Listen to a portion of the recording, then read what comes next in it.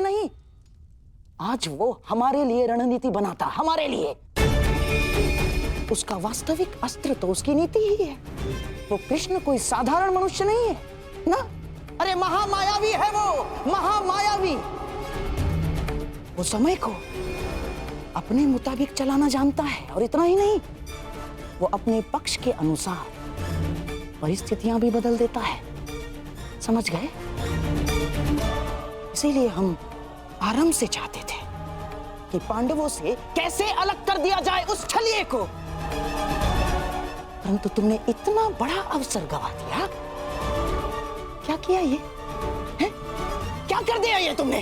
अरे समझ में नहीं आता है मुझे, क्यों सब उस कृष्ण से इतना भयभीत हैं?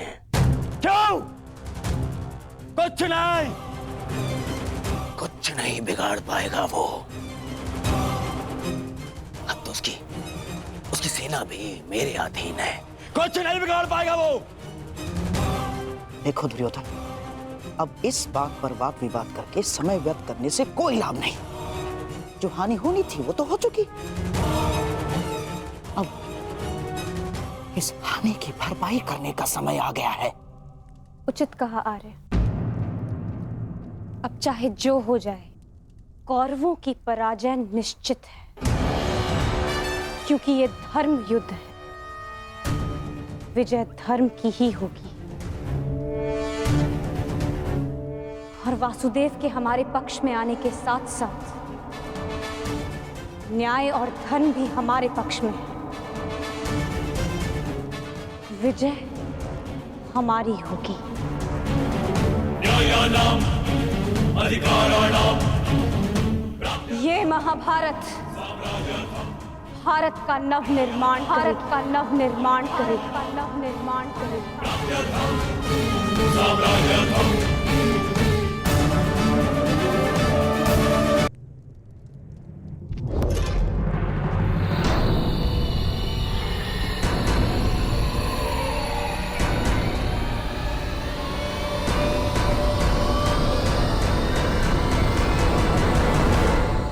अच्छा हुआ कर्ण, तुम आ गए। हम तुम्हारी प्रतीक्षा कर रहे थे। हाँ, सभा का आरंभ मैं सबसे पूर्व महाराज धृतराष्ट्र को राजकुमारी लक्ष्मणा के विवाह की बधाई देकर करना चाहता हूँ। बधाई हो महाराज। और हाँ, अत्यंत खेद के साथ मुझे ये भी कहना पड़ रहा है कि ये अंतिम शुभ अवसर था जिसमें सारे कुरुकुल ने भाग लिया। हाँ, क्या पता इस युद्ध के पश्चात कौन जीवित रहेगा और कौन नहीं।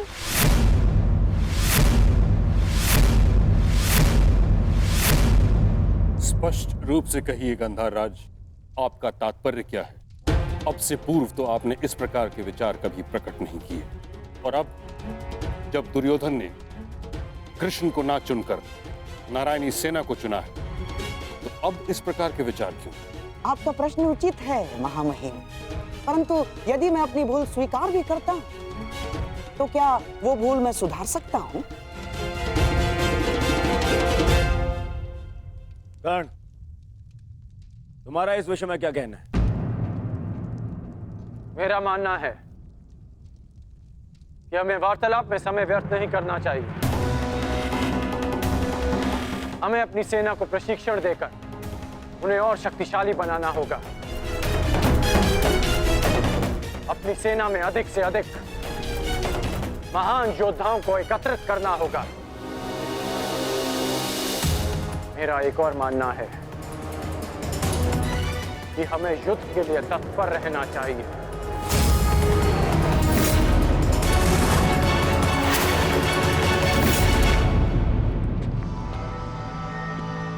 क्या तुम्हें भी यहाँ उपस्थित होने के लिए कहा गया?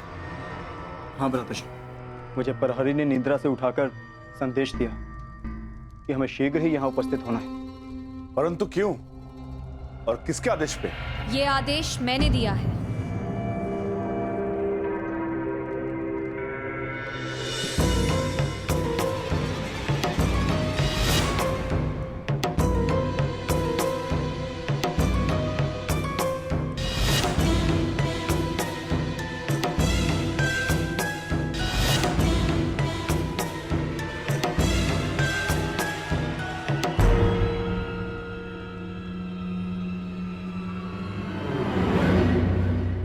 पांचाली, इतनी रात में तुम ये? क्योंकि ये समय सोने का नहीं है धर्मराज, जागने का है।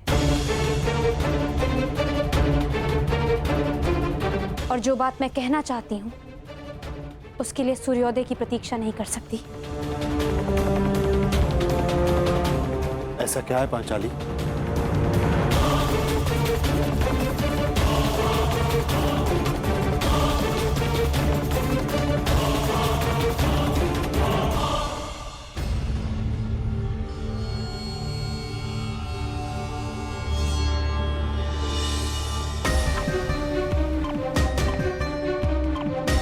पांचाली, ये तिथि कैसी?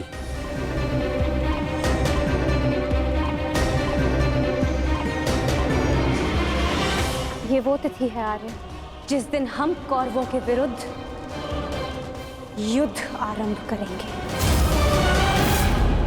यदि ये युद्ध हुआ तो कितने योद्धा और कितने सैनिक मारे जाएंगे? महाराज, इस तथ्य से सभा में उपस्थित सभी मनुष्य अवगत हैं। हाँ, ये भी तो हो सकता है कि हम में से किसी को युद्ध में जाने की आवश्यकता ना पड़े।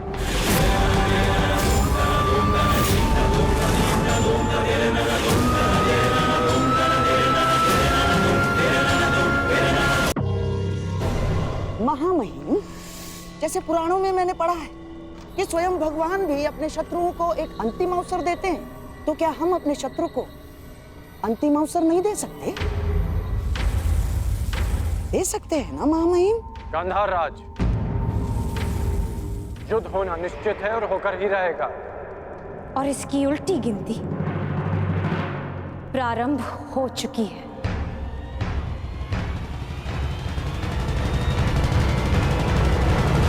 मैं तुम्हारे विचारों से सहमत नहीं हूं। जितना असहमत मैं गंधार नरेश की सोच से हूं, उतना ही असहमत मैं इस निष्कर्ष से हूं। हर परिस्थिति में संधि युद्ध से श्रेष्ठ होती है। हमें पांडवों से संधि वार्ता कर लेनी चाहिए। युद्ध अभी प्रारंभ नहीं हुआ है महाराज, हम इसे रोकने का प्रयास कर रहे हैं। हमें पांडवों से शांति वार्ता करनी चाहिए। मैं जानता हूं कि आप भी ये युद्ध रोकना चाहते हैं, हम भी नहीं चाहते कि ये युद्ध हो। हमारा प्रयास है कि हस्तिनापुर के मस्तक पर इस महाविनाशी युद्ध का कलंक न लगे। ठीक है ताक्षरी, यदि यह हस्तिनापुर के भविष्य का प्रश्न है तो हम अपने दूत को पांडवों के समक्ष भेजने की आज्ञा देते हैं। हमें उन तक संदेश देना है कि हस्तिनापुर भी इस युद्ध के विरुद्ध है। और युद्ध के अंतिम दिन मैं अपने अपमान का प्रतिशोध लूंगी।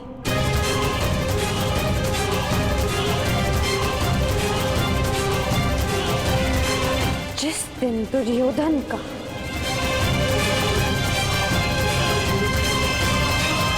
अंत होगा।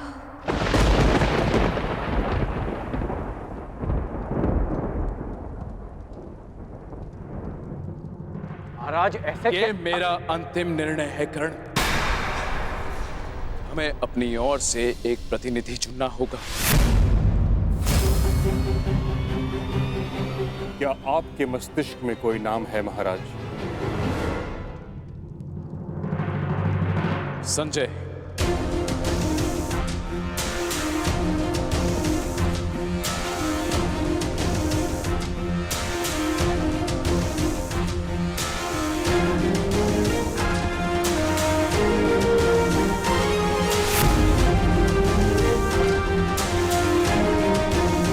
प्रणिपात महाराज।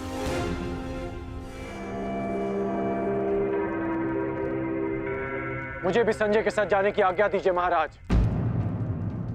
नहीं कर्ण, यह एक अत्यंत संवेदनशील प्रकरण है।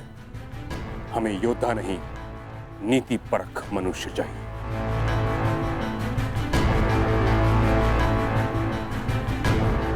विदुर, तुम संजय के साथ जाओगे।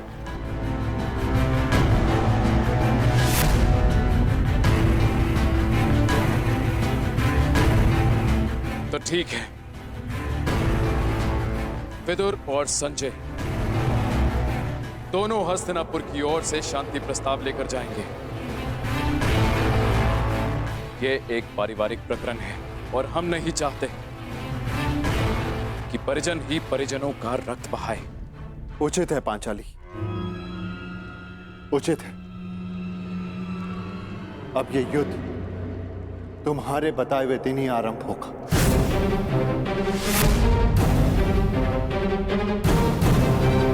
और इसका संदेश हम कौरवों तक पहुंचा देंगे।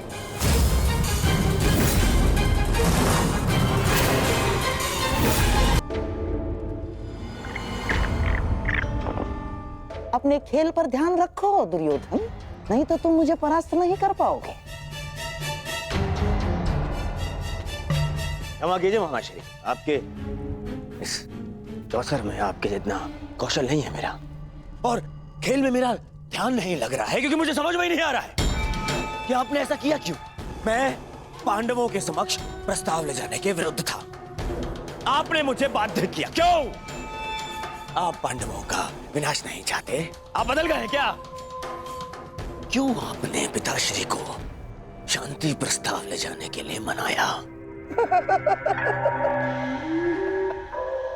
तुम्हें क्या लगता है दुर्योधन, क्या ये शांति प्रस्ताव युद्ध को रोक पाएगा? कदापि नहीं। अब ये युद्ध होकर रहेगा। इस युद्ध को कोई नहीं रोक सकता। अरे तो फिर संजय और विदुर को शांति प्रस्ताव लेकर क्यों भिजवाया आपने? बताइए ना। बताता हूं। समझो दुर्योधन, जिस प्रकार हम दूत भेजेंगे उसी प्रकार वहां से भी उन्हें दूत भेजना होगा ना। तुम्हें क्या लगता है कौन आएगा दूत बन के पांडवों की तरफ से? कौन आएगा? वही जो दर्शाता तो यही कि उसका किसी भी निजी प्रकरण से कोई संबंध नहीं, परंतु जो हर प्रकरण में बीच में घुस आता है, जो मेरे हर छल को अपनी बुद्धि के बल से असफल कर देता है, वो जिसकी मनोहर बातों का वो गुरु द्रोणाचार्य के चक्रव्यूह से भी अधिक शक्तिशाली है, वो जो हस्तिनापुर के सिंहासन पर तुम्हें नहीं उन पांडवों को बिठाना चाहता है। वही छलिया, वही वासुदेव कृष्ण। ये तो उसमें हंसने वाली क्या बात है? उसका क्या? बताता हूं।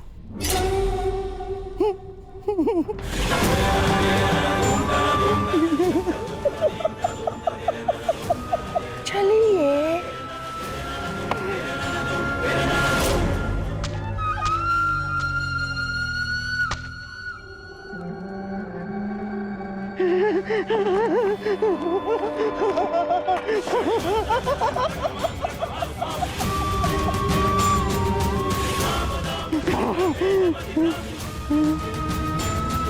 कृष्ण यहाँ आएगा तो अवश्य, परंतु यहाँ नहीं पाएगा।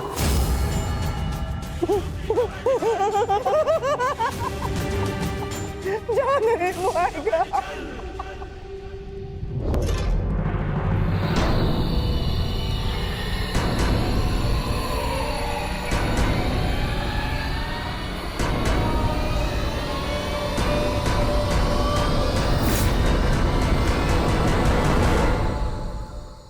आपका क्या मत है वासुदेव? मैं इस प्रकरण में सम्मिलित ही नहीं हूं संजय महोदय, इसलिए इसका निर्णय भी युधिष्ठिर और दुर्योधन पर निर्भर करता है। परंतु मेरा यह कर्तव्य है कि मैं आप लोगों के विचारों को जानूं, क्योंकि शांति प्रस्ताव के लिए आप सबके समक्ष मुझे भेजा गया है, और मैं ये आशा करता हूं कि धर्मराज भी शांतिपूर्वक इस प्रस्ताव पर विचार करेंगे।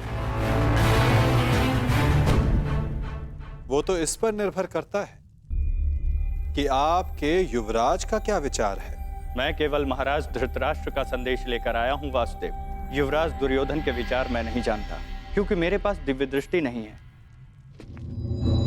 किसे ज्ञात संजय महोदय, किसी दिन आपको दिव्य दृष्टि मिल जाए और आप वो देख पाए जो सबके लिए संभव ना हो।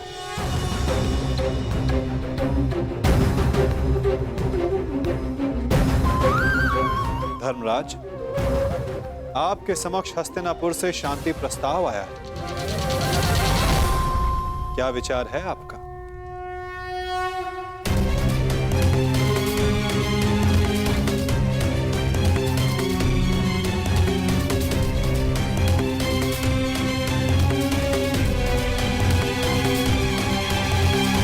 यदि हस्तिनापुर शांति चाहता है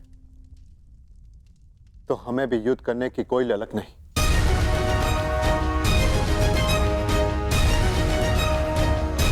जब पितामह ने पहल की तो उनके निर्णय का मैं सम्मान करूंगा,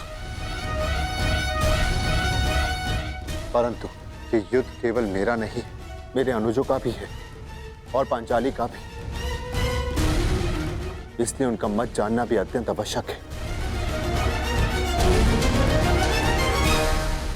हमें ज्ञात है कि अवश्य ही तुम सबके हित की सोचोगे युधिष्ठिर, इसलिए हम सबको सबसे अधिक आशा तुमसे ही है।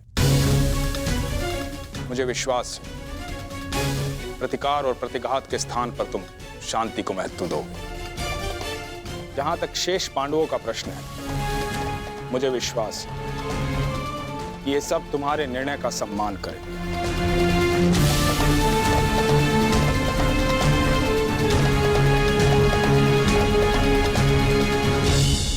विचार विमर्श करके उत्तर दे धर्मराज। क्या निर्णय होगा आपका?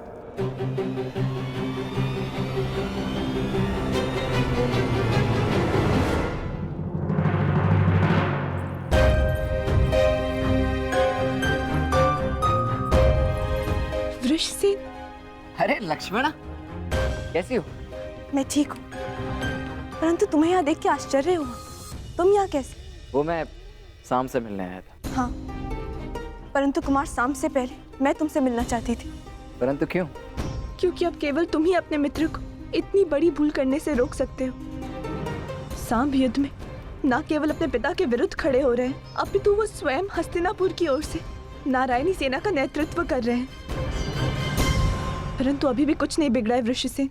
सांब तुम्हारा मित्र है, उसे समझाओ, वो तुम्हारी बात कभी नहीं टालेगा। क्षमा चाहता हूँ लक्ष्मणा। देखो, मैंने सदैव मित्र बनकर तुम्हारी सहायता की है, तुम्हारा पक्ष लिया है, परंतु आज मैं सांब का पक्ष लूंगा। वृषसेन? हाँ लक्ष्मण, मैं ये बहुत पहले ही निर्णय ले चुका हूं कि सांब जिस भी पक्ष में होगा, मैं सदैव उसी का साथ दूंगा।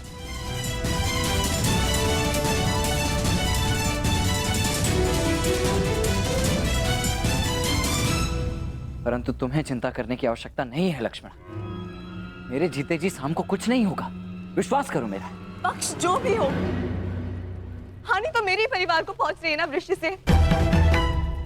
तुम ही बताओ मुझे, प्रभु से मैं किस पक्ष के लिए प्रार्थना करूं? दोनों ही पक्षों में मेरा ही परिवार लड़ रहा है। मैं क्या करूं वृषसेन? तुम्हारे इस प्रश्न का उत्तर मेरे पास नहीं है लक्ष्मणा। मैं तो ये भी नहीं कह सकता कि मैं तुम्हारी इस असमंजस से भरी परिस्थिति को समझ सकता हूँ। तुम इस युद्ध में भाग क्यों ले रहे हो वृषसेन? तुम्हारा तो पांडवों से कोई संबंध नहीं है, तो तुम अपने पिता के साथ इस युद्ध में क्यों भाग ले रहे हो? केवल इसीलिए लक्ष्मणा, क्योंकि सांब कौरवों के पक्ष में, और इससे अधिक मेरे लिए कुछ महत्वपूर्ण नहीं।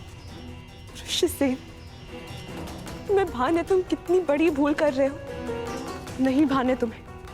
यदि भान होता तो इस युद्ध में भाग लेने के बजाय उसे रोकने का प्रयत्न कर रहे होते तुम। मैं तुम्हारे समक्ष बहुत सी उम्मीदें लेकर आई थी वृषसेन, परंतु प्रतीत होता है कि मेरी भूल थी। अपना ख्याल रखना वृषसेन।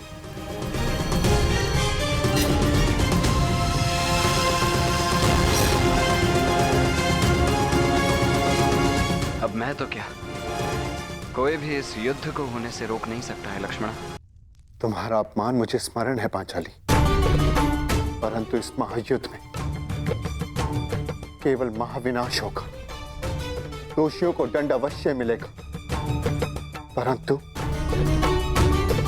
सहस्त्रों लाखों निर्दोषों के प्राण भी जाएंगे। न जाने कितने परिवार बिखर जाएंगे पांचाली, कितने परिवार। और न्याय का क्या धर्मराज? ये युद्ध न्याय का है और आपकी ली हुई प्रतिज्ञा का क्या? अरे भीम, मैं कुछ नहीं भूला हूं पांचाली, ना ही तुम्हारे अपमान को, ना ही मेरी प्रतिज्ञा को। और जहां तक बात है इस शांति प्रस्ताव की, तो मैं इससे बिल्कुल सहमत नहीं। परंतु पांचाली, हम सब तुम्हारा मत जानना चाहते हैं, क्योंकि यह प्रस्ताव स्वयं पितामह और महाराज के द्वारा भेजा गया है और इसे ऐसे ही ठुकराया भी नहीं जा सकता। आप भूल रहे हैं वृकोदर, उस सभा में श्रद्धेय पितामह और महाराज धृतराष्ट्र भी उपस्थित थे और वो भी मेरा अपमान होने से नहीं रोक पाए थे। मुझे लगा था कि वनवास पूर्ण होने के पश्चात हम सबके जीवन का एक ही उद्देश्य है, कौरवों का विनाश।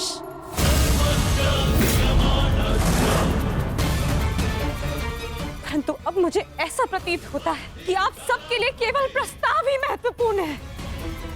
एक प्रस्ताव पर आपने अपना सब कुछ खो दिया और आज एक दूसरे प्रस्ताव में आप सब कुछ भुला दिया जो हमने खोया था। क्या एक शांति प्रस्ताव कौरवों के दिए गए वर्षों पुराने घावों को भर सकता है? आप सबके दिए गए वचनों को भुला सकता है? यज्ञसेन, यदि तुम चाहो तो इस संधि को ठुकरा सकती हो। तुम्हें इसका पूर्ण अधिकार है, परंतु इसके पहले कोई भी निर्णय लेने से पूर्व मैं सखा वासुदेव से वार्तालाप करना चाहती हूँ।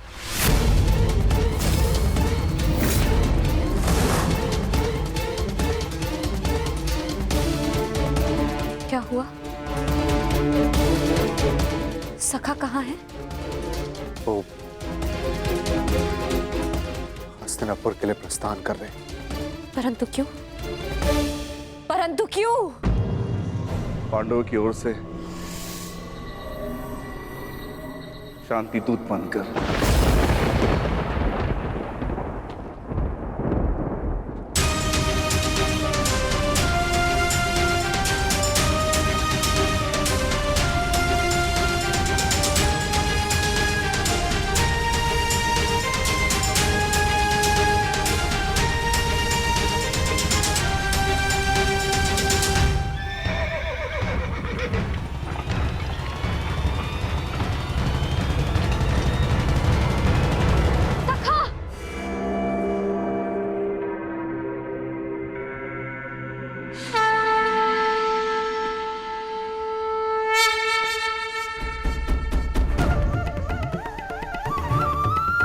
क्रोधित हो अपने सखा से?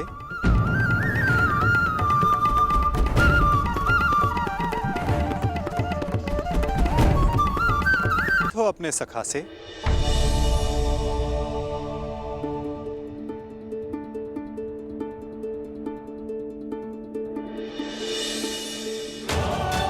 मुझे लगा प्रस्थान कर गए। भला अपनी सखी से मिले बिना मैं प्रस्थान करने की सोच भी कैसे सकता हूं? जानता हूं तुम्हारे मन में बहुत प्रश्न तुम्हें व्याकुल कर रहे हैं।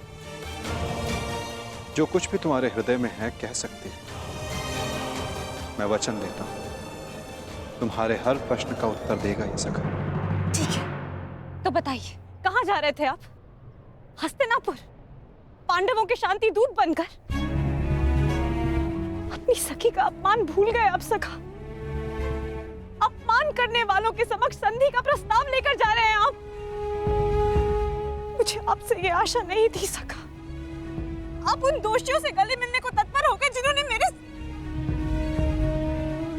क्या यही आपका न्याय है सखा कि आप मेरा मत जाने बिना ही जा रहे थे?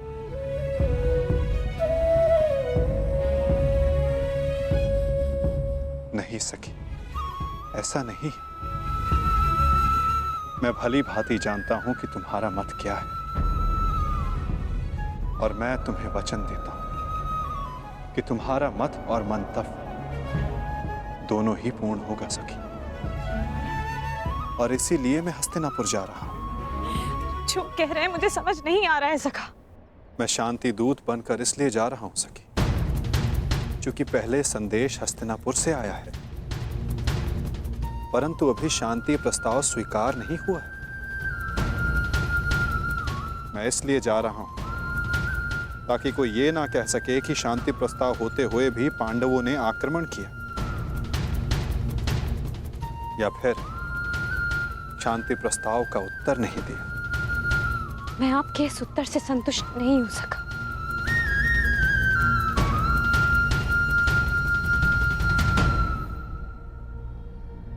सखी, मैंने तुम्हें यह कहा था कि मैं तुम्हारे प्रश्नों का उत्तर दूंगा, परंतु संतुष्ट होना या ना होना ये तुम पर निर्भर करता है सखी। अब मुझे हस्तिनापुर जाने की आज्ञा दो।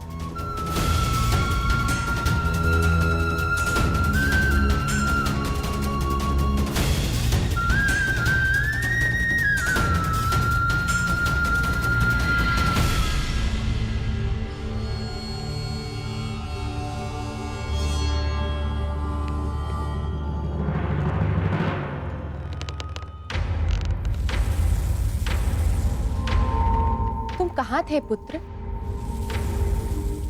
द्वारका। परंतु क्यों?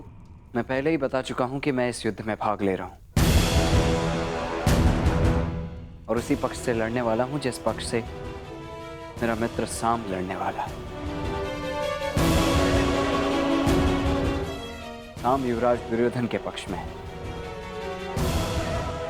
और इसीलिए मैं भी वही हूं।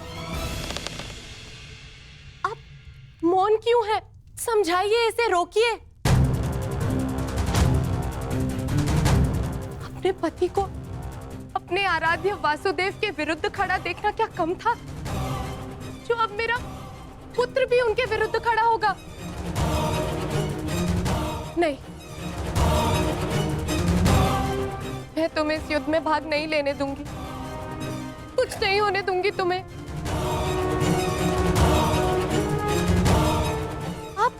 इसे रोकिए, समझाइए। श्री कृष्ण के विरुद्ध युद्ध में खड़े होने का अर्थ है केवल सर्वनाश, और ये अपने पिता की आज्ञा के विरुद्ध जाकर इस युद्ध में भाग नहीं ले सकता है।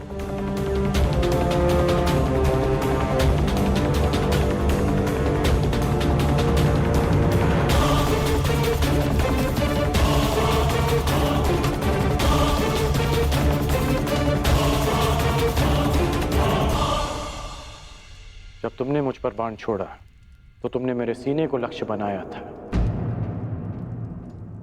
परंतु तुम्हारा लक्ष्य थोड़ा चूक गया। उसमें तुम्हारी भूल नहीं थी, उसका कारण तुम्हारा धनुष था। तुम्हारा धनुष संतुलित नहीं है।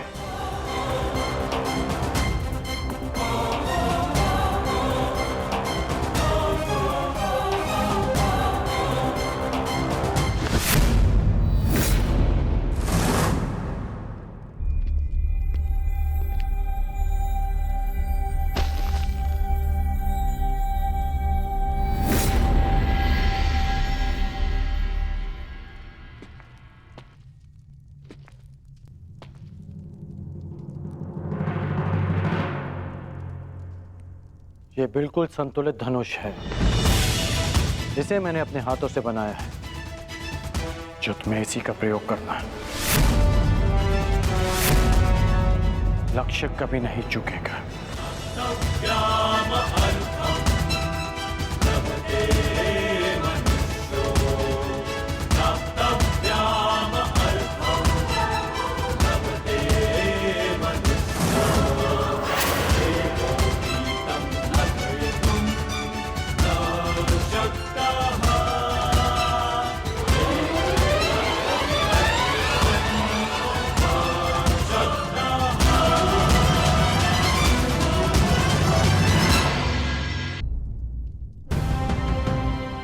मैं हस्तिनापुर की ओर प्रस्थान कर रहा हूं। मेरे वापस लौटते ही तुम्हारा प्रशिक्षण प्रारंभ हो जाएगा।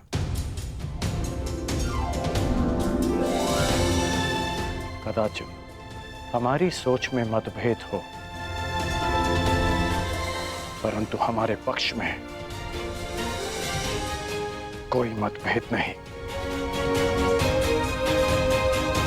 सुना है कि वासुदेव शांति दूत बनकर हस्तिनापुर आ रहे हैं, तो हो सकता है कि ये युद्ध टल जाए। नहीं, युद्ध होना निश्चित है। हाँ, वासुदेव स्वयं आ रहे हैं तो अवश्य कोई बात होगी।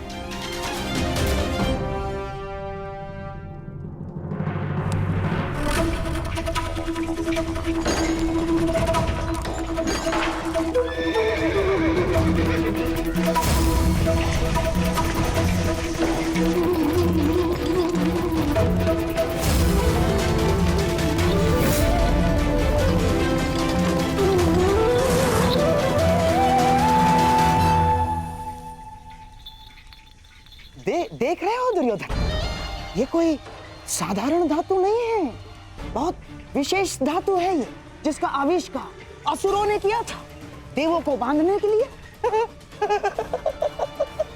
इससे सक्षम और कठोर कुछ हो ही नहीं सकता उस छलिए को बांधने के लिए।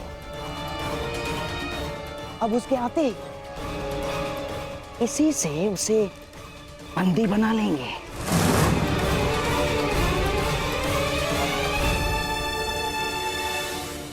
बहुत अच्छे मामाश्री, सबसे कठोर धातु की श्रृंखला। हाँ?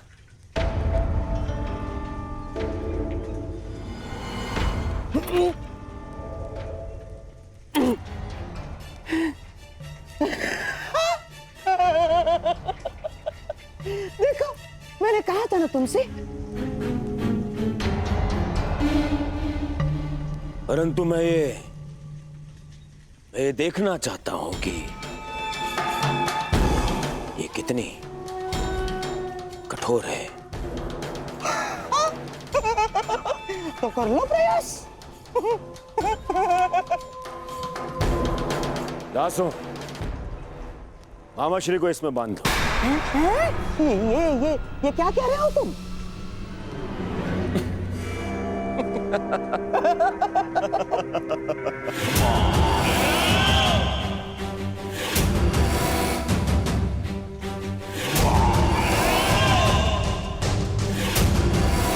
मुझे इस श्रृंखला से बांध दिया जाए। बांधो!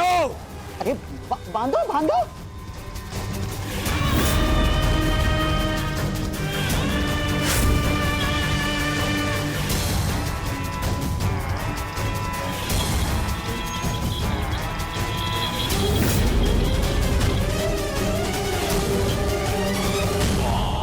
अब देखते हैं ये श्रृंखला कितनी सक्षम है।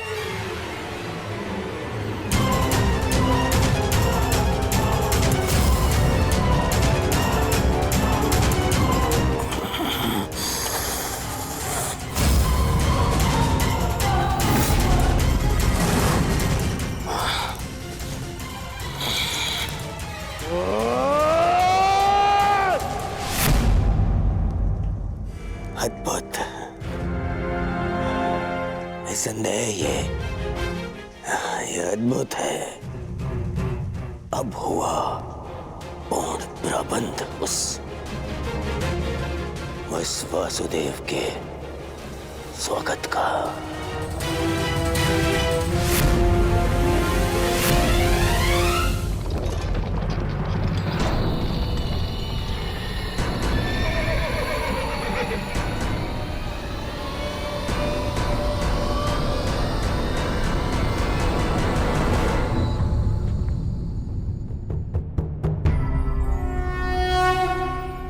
देख रहे हो दुर्योधन, ये वही छलिया कृष्ण है जो अपने चाल में, अपने छल में सबको फंसाता रहता है।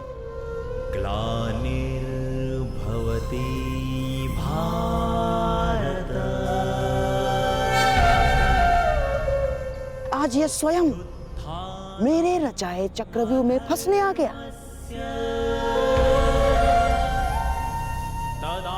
इसे ज्ञात नहीं है कि आज ये इस प्रासाद से बाहर निकल ही नहीं पाएगा।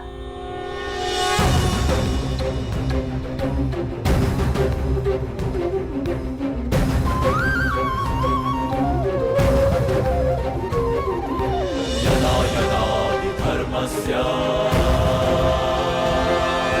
ग्लानिर्भवति भारत अभ्युत्थानम् अधर्मस्य तदात्मानं सृजाम्यहम्।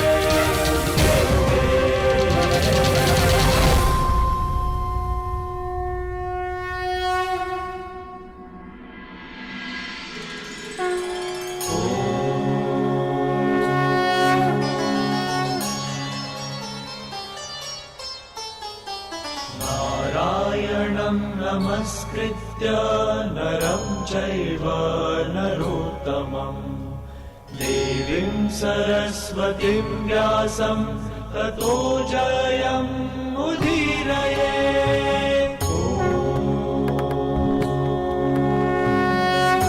प्रणिपात हस्तिनापुर नरेश। कल्याण हो वासुदेव। प्रणिपात गंगापुत्र। कल्याण हो वासुदेव।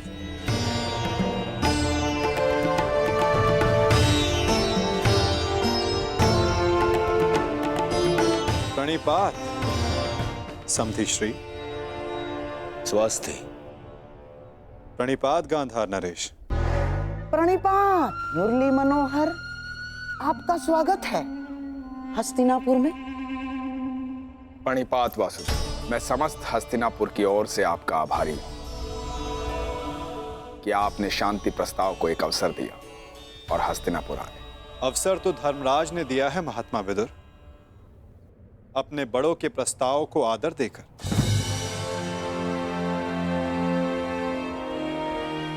मैं तो बस उनका संदेश यहां लाया हूं। वासुदेव, संदेश अपने स्थान पर है। मुझे तो आपको हस्तिनापुर में देखकर ही प्रसन्नता हो रही है। मुझे ज्ञात है युवराज, और आशा भी कि आपने मेरे स्वागत की सारी तैयारियां पूर्ण कर ली होगी।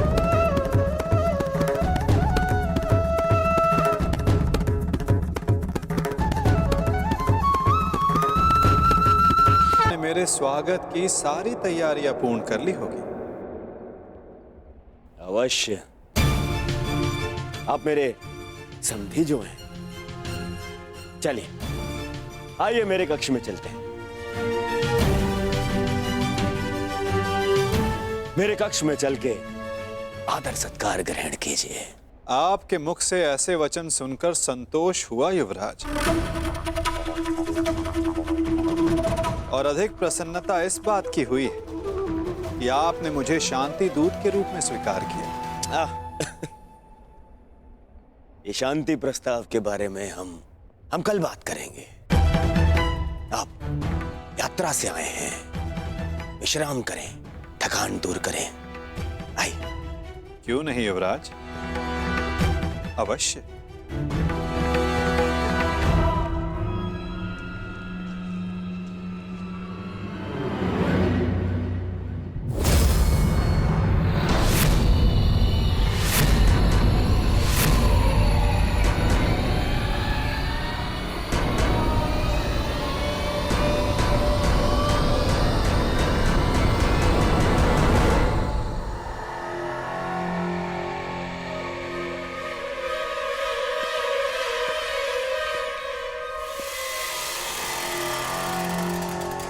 क्या हुआ वासुदेव, आप ठहर क्यों गए?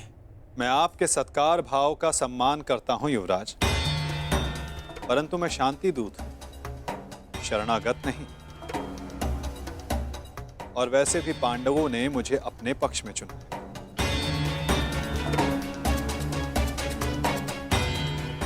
और नीति अनुसार एक दूत आतिथ्य तब तक ग्रहण नहीं कर सकता जब तक उसका कार्य पूर्ण ना हो जाए। इसलिए क्षमा कीजिएगा मुझे,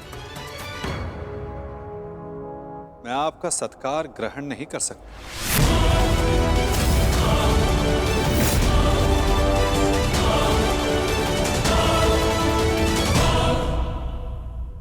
परंतु फिर आप कहां ठहरेंगे? आप उसकी चिंता ना करें युवराज, मेरे पास अपनी व्यवस्थाएं हैं। आइए भी ना वासुदेव, आप हमारे यहाँ पधारे, हम धन्य हुए। हमारे यहाँ आकर हमें कृतार्थ करें। हमने आपकी ऐसी व्यवस्था की है, ऐसी व्यवस्था की है वासुदेव कि आप हस्तिनापुर छोड़कर कहीं जाएंगे ही नहीं। ऐसा कुछ नहीं जो सदा रहे, और ऐसा कुछ नहीं जो सदा ना रहे।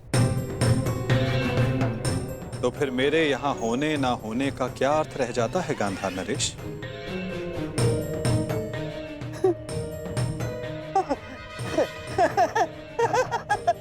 वासुदेव, आपके कहने का तात्पर्य कुछ पकड़ में नहीं आया।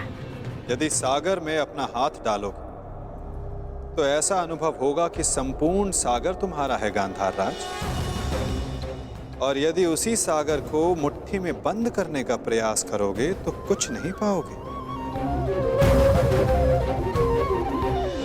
हाँ, यह अवश्य हो सकता है कि उसमें डूब जाए।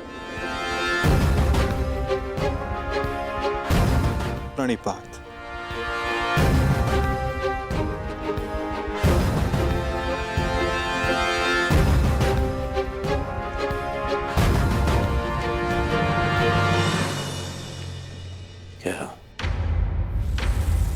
क्या चल क्या रहा है इस चलिए के मन में? कहीं से हमारी योजना का भान तो नहीं हो गया? शांत रहो दुर्योधन, शांत रहो। आज नहीं आया तो क्या हुआ, कल तो इसे सभा में आना ही होगा, और ये आएगा। क्यों? शांति दूत है, इसे अवश्य आना होगा, और फिर हमारी योजना सफल।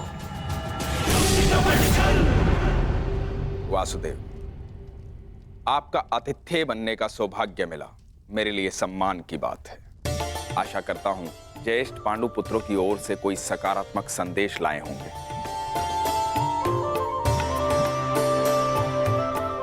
संदेश तो मैं लाया हूं महात्मा विदुर, परंतु वो संदेश मैं कल सभा में सबके समक्ष रखूंगा। प्रणिपात माधव, मेरा सौभाग्य है कि आज मेरे आराध्य मेरे घर पधारे हैं। सेवक, प्रभु के लिए भोजन लेकर आओ।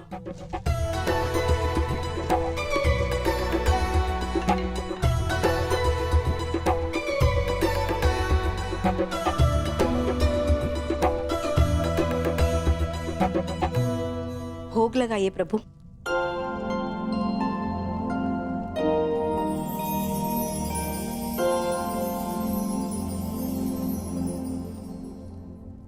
मेरा प्रिय मिष्ठान नहीं दिखाई दे रहा।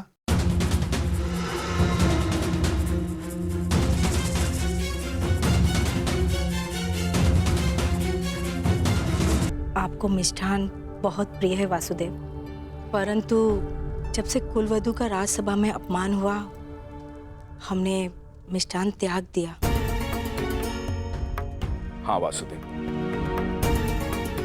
उसी दिन कुरुकुल के पतन का प्रारब्ध लिखा जा चुका था। जिसके कुल का नाश हो रहा हो वो विलाप करता, मिष्ठान कैसे खा सकता है। उसी दिन से हम ये साधारण भोजन ग्रहण करते हैं। ये विनाश एक नए आर्यव्रत को जन्म देगा महात्मा। जब अन्याय से न्याय के त्राण के लिए रणभेरी बजे तो वो अवसर शुभ ही होता है, और शुभ अवसर पर मिष्ठान आवश्यक है। और मैं यहां भोजन पर निमंत्रित हूं। अपना प्रिय मिष्ठान खाए बिना यहां से जाने वाला नहीं मैं।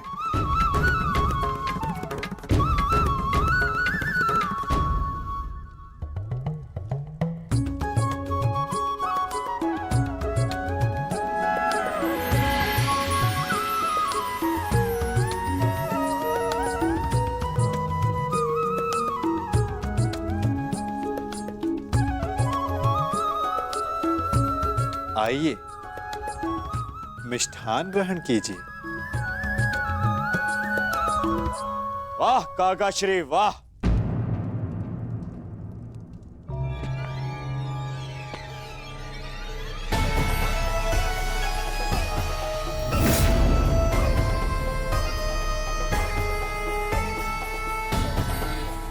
छप्पन भोग का आनंद लिया जा रहा है। आओ पुत्र दुर्योधन, तुम भी मिष्ठान ग्रहण करो। मिष्ठान नहीं तो क्या है ना काका श्री, मेरे मन में जो कड़वाहट भर दी है आपने,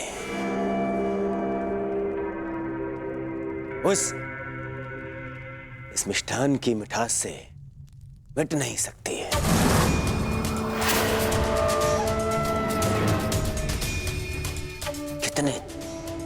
कितने दोगले हैं आप। मन में कुछ और रखते हैं और वाणी में कुछ और। तुम क्या कह रहे हो? मैं समझ नहीं पा रहा हूं। परंतु मुझे समझ में आ रहा है। मैं समझ गया हूं कि आप इतने वर्षों से क्या करना चाहते हैं। आप मुझे नीचा दिखाना चाहते हैं।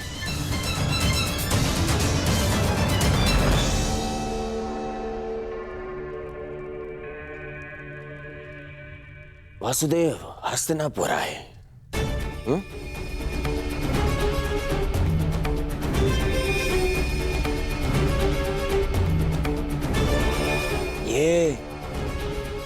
ये मेरे संबंधी हैं।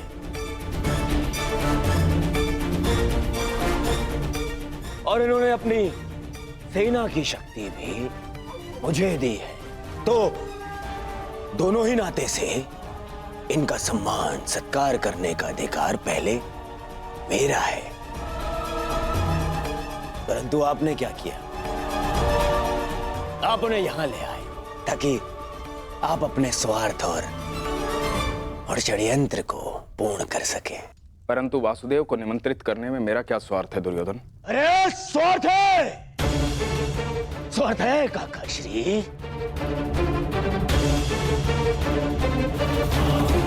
राजसभा में प्रस्थान से पूर्व आपने यहां इसलिए लाए ताकि आप अपने वो प्रिय पांडवों के पक्ष में इन्हें उकसा सके। स्वार्थ है।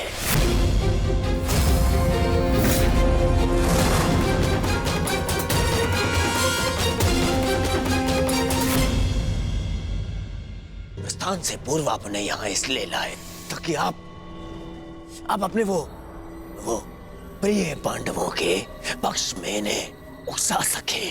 शांत रहो दुर्योधन।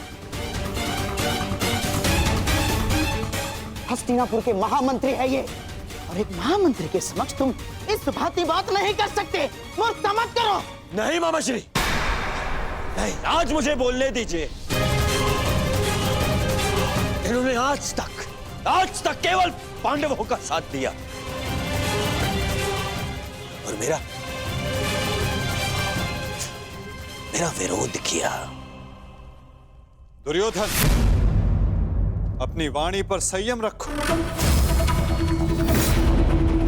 ये मत भूलो कि महात्मा विदुर ना केवल तुम्हारे महामंत्री परंतु तुम्हारे काका श्री भी हैं। काका श्री होते तो मेरा समर्थन करते, उन पांडवों का नहीं।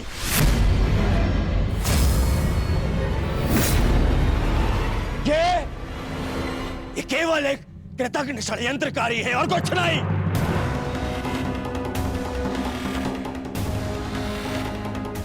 इन्होंने कभी हमारे हित की बात नहीं करी। ना ये तब चाहते थे कि मेरे पिता राजा बने, और ना ये आप चाहते हैं कि मैं सिंहासन पर बैठूं। बहुत बुरी बात है काका श्री, हमारा अन्न खाके उन पांडवों का पक्ष लेते हैं आप। भाग्य है कि ये मेरे पिता के आधे भाई हैं, अन्यथा राजद्रोही घोषित करके इस दासी पुत्र को दंड देता मैं। दुर्योधन!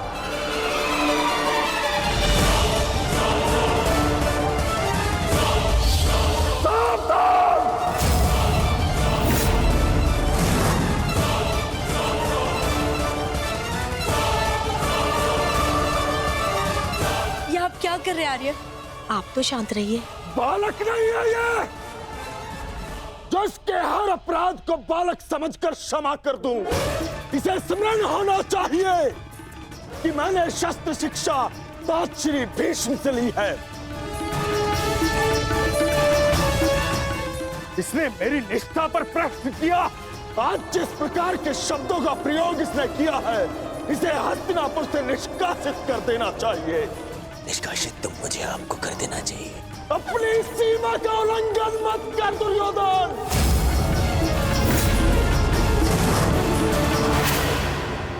अपने शब्दों की रास को थाम कर रखो दुर्योधन।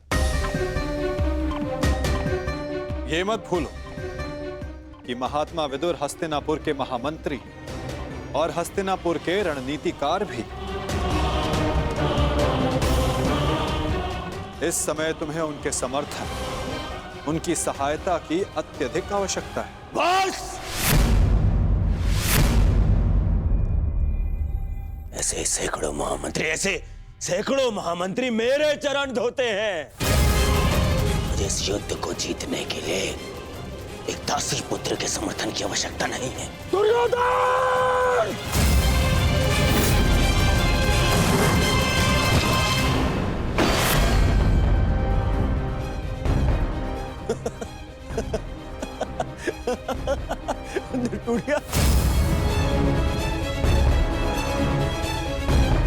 इस धनुष के साथ तुम्हारे प्रति मेरा समर्थन भी टूट गया है। अब ना तो तुम मेरे शस्त्र उपयोग कर पाओगे और ना ही मेरी नीति। मैं स्वयं अपनी बुद्धि और शक्ति को इस युद्ध से अलग करता हूं।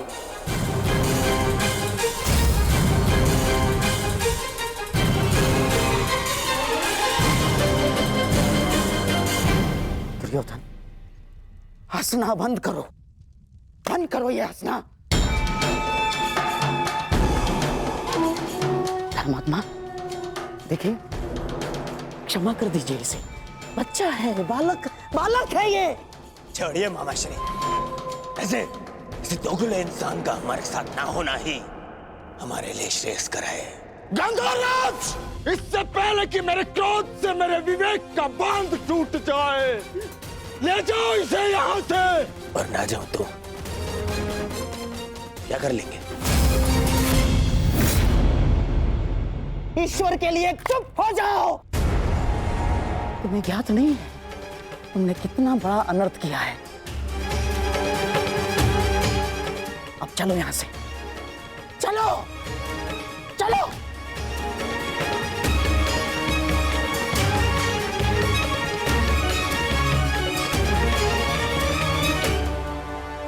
धनुष ना टूटता तो मेरा बाण छूट जाता, मेरे भ्राता धृतराष्ट्र को पुत्रहानि होती। मैं आज भी यही कामना करता हूं कि यदि ये युद्ध हो तो मेरे भ्राता धृतराष्ट्र के पुत्र और मेरे ज्येष्ठ भ्राता पांडु के पुत्र सुरक्षित रहे। अच्छा अच्छा खेल खेला आपने वासुदेव। मेरी बुद्धि तो ये सोच सोच कर कुंड हो रही थी कि आपने दुर्योधन का आतिथ्य ठुकरा कर यहां भोजन करना क्यों स्वीकार किया। क्या योजना थी आपकी इसके पीछे? मिल गया मुझे उसका उत्तर। गांधार राज, मैं यहां आया ये मेरा चुनाव था। दुर्योधन ने जो व्यवहार यहां किया वो उसका चुनाव था। और अब महात्मा विदुर इस युद्ध से अलग हुए हैं तो ये इनका चुनाव है। अपना चुनाव करने का अधिकार हर मनुष्य को है गांधार राज, और उस चयन का प्रतिफल चुका उसकी विवशता।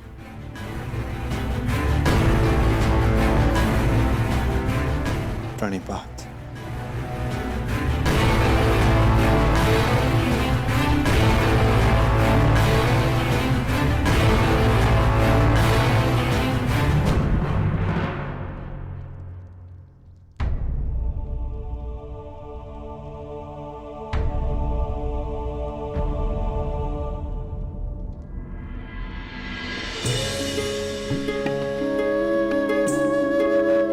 कान्हा, तुम यहाँ?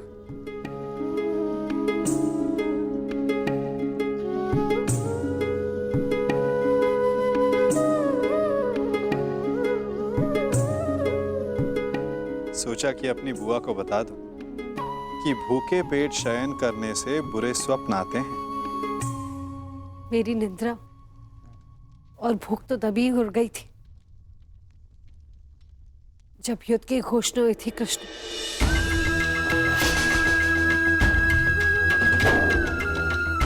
जिस माता के पुत्रों का जीवन दांव पे लगा हो, उसकी आंखों में नींद कैसे आएगी? उसके गले के नीचे से नवाला कैसे उतरेगा?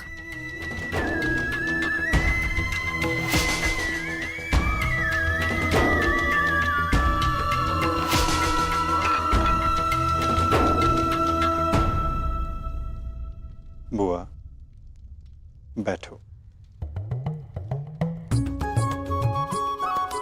मैं तो यहां इसलिए आया था कि अपनी बुआ के साथ भोजन का आनंद उठा सकूं, परंतु मेरी बुआ इतनी व्याकुल, इतनी निराश है। यदि आपको मुझ पर विश्वास है कि मैं आपके पुत्रों की रक्षा करने में सक्षम हूं, तो क्या आप फिर भी भोजन नहीं करेंगी? तुम्हारी बात कोई चाह के भी कैसे टाल सकता है? तो फिर पहले आप भोजन कीजिए।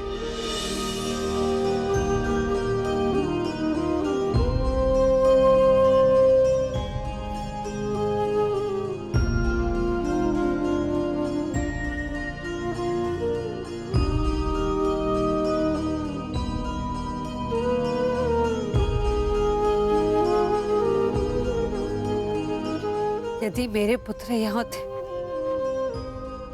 वो भी मुझे ऐसे ही भोजन करवाते।